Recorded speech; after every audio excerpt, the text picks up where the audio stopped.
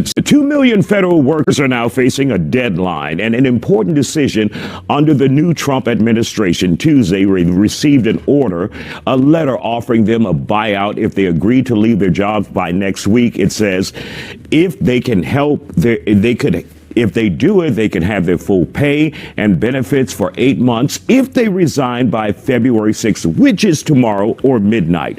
Union leaders say the federal workers now have 6 days to make a decision that will affect the rest of their lives. Our guests are back here along with CPA Lucy Petry. So, Lucy, first of all, would you advise anyone to take this deal? I would not. Here's why. First of all, if you resign, you will not be able to collect unemployment. The state of Texas will not pay unemployment to those who have resigned willingly. Mm-hmm. Second, we don't know if there's going to be enough money past March with appropriations and the potential government running out of money. We don't know if the president can do this, make these payments and offer this program. And if it turns out that they can't and you have resigned, you may not be, your property will not be rehired. So there are too many cons and not enough pros. And of course, we'll come back to you talking about who this will affect. Yes. Dr. Branham, let's bring you in. Can the president or let's say, can Elon Musk do this? Because this was his decision. The real president?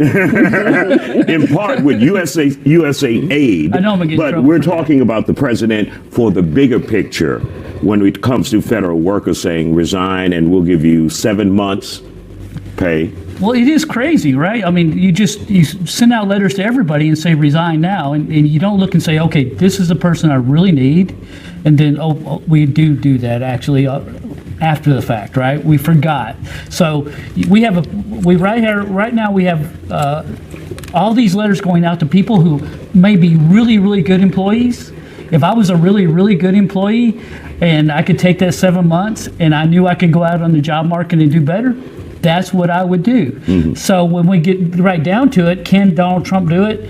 We'll see in the courts. There's going to be a court fight on this. We already had the lawsuits from the unions and so forth. But if he can, and if I'm an employee, I'm making this calculation, maybe I got a better offer out there. And so you're going to lose your best federal workers, not the ones that you really want to get rid of. Mm-hmm. So I don't understand the strategy here. I honestly don't. And Elon Musk, apparently he did the same strategy when he was at Twitter. So politically, it does look good. You know, people saying he's cutting down the size of the federal government. But as a businessman, I really don't understand why you would do that. All right.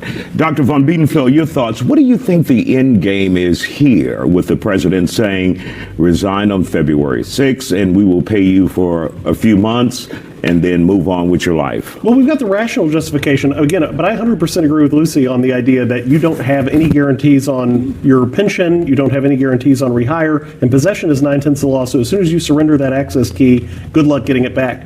And so I think the idea is to create this chaos in these systems, demonstrate or reinforce the idea that these agencies are inept, reinforce Doge's mission with under Musk that these people are incompetent, even though really the disruption is being caused by uncertainty in these departments, and then work through, yes, on the logical side, hoping through forced attrition to get some of these older federal workers who are higher salaried out, and then be able to hire more loyalists. But additionally, again, create that chaos to reinforce the narrative. Look how disruptive this government is. Look how incompetent they are. The airlines can't run their things without Trump appointees, right? Mm-hmm. These are all Biden residuals that are trickling through our negative effects, right? The rippling effect is the negatives of the Biden administration. All right. We'll continue this conversation after the break with our guests. Don't go anywhere. And welcome back to The Factor Uncensored. A buyout deadline is looming from the Trump administration for federal employees. Our guests are back here. So, Lucy, who are some of the employees, federal employees, that this will affect if they decide to take this buyout? So it's just about every federal employee, but there are some that are not allowed to quit. So like the post office and armed forces the military personnel. They cannot quit. And we just found out today that the IRS employees, they have to work until May so that we can get through tax season. As a matter of fact, the IRS employees have been advising individuals to go ahead and file. If you have money coming back, go ahead and file right now, because there's a possibility your refund will be delayed. Absolutely. And Dr. Branham, we have seen in other agencies, I mean, even in the Justice Department, where people have been fired by the Trump administration because of your thoughts on that. It kind of goes back to the old Jacksonian democracy, where whoever the winner gets the spoils. And so it doesn't matter. It's a government where it doesn't matter how qualified you are. What matters is your loyalty to the person who got elected. So everybody who's not loyal gets fired, and we replace them with the loyal people. It's not a good way to have an efficient government. Now, every government has people at the top that the new leader can come in and fire. So that's what he's doing right now.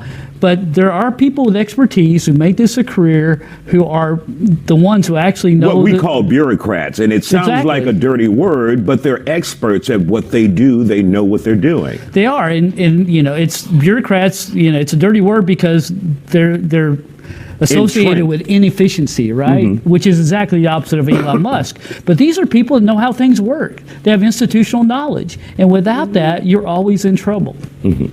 And so your thoughts about this, when we talk about so many employees, can we function as a government, as a United States, by firing so people? Will we be able to replace those people in order to prevent any interference of services here in the country? Not only services, there's a national security concern. And the reality is, bureaucrats slow things down. Guess what school zones do, right? So it's very efficient to go through a school zone at 150 miles per hour, but the school children and the parents may not like that. So there are intentional reasons that we may slow things down, observe them, compliance, auditing, and other areas where we make sure that, for example, we're not making private gifts of public funds. But we don't know that now, because now certain people, including Mr. Musk, are allowed to self-certify as to whether they have a conflict of interest, right? No, this isn't a conflict of interest that I've taken this money out of your bank account, because I say it's not. So there's a lot of danger here.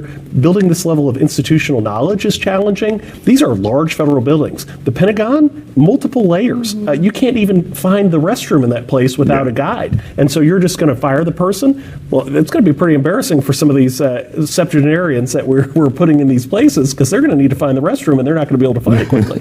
So it's a very dangerous position to put us in, not only the access controls, but when we're talking about 2.5 million, prospective employees, contractors losing their jobs, again, disruptions in their behavior. How do these people go home and tell their families? Many of these individuals, for example, the FBI agents, I know they have clearances, but we saw this again with the Ba'athist and other. We have historical precedent of people being sent home with firearms, disgruntled, that need to feed their families. What do you tell their family? I don't know. So I don't want to be on the roads when they lose their temper. All right. We want to thank you guys for joining us here on The Factor. Still to come.